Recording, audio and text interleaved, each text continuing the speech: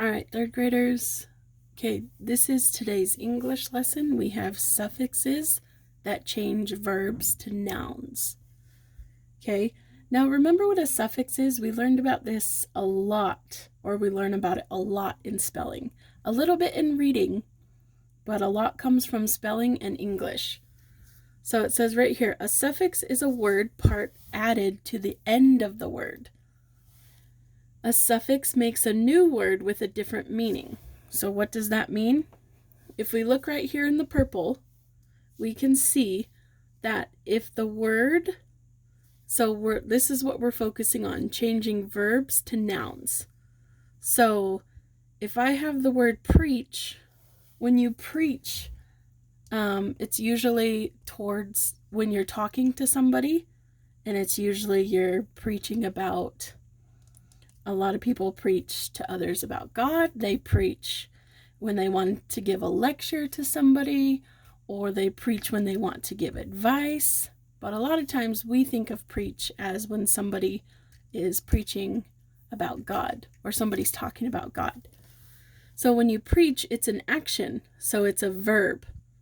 But when you add the suffix er, it now becomes preacher, which is a noun, a person, place, or thing. This would be a person. A preacher is a person. So, and also right here, the word sail.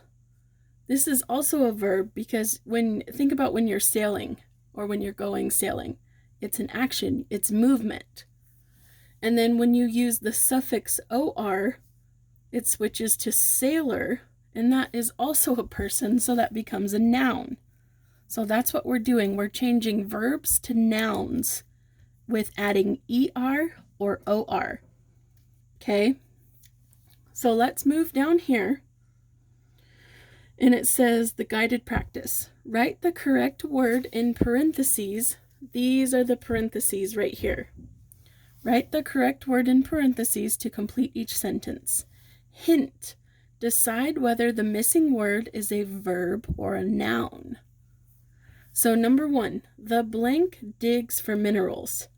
Is it the mine digs for minerals or the miner digs for minerals? Which one do you think it is?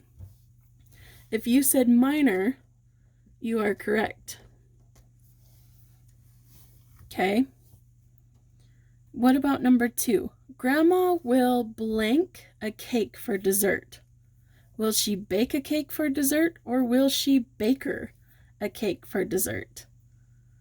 Okay, 2 different things right here.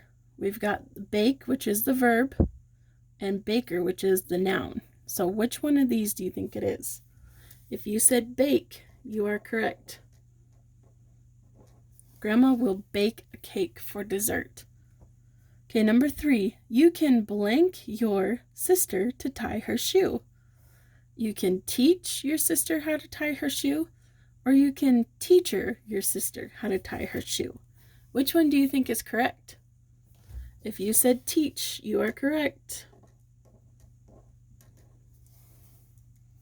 All right, what about number 4?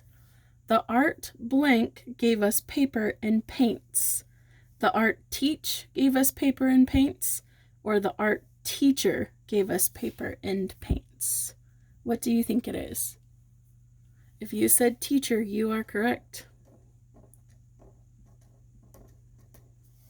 Okay, we've got one more down here, number 5. It says, read the pair of sentences, fill in the circle next to the sentence that uses the underlined word correctly.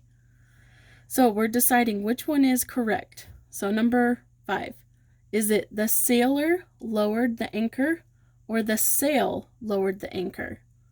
Do you notice how these are 2 different parts of speech?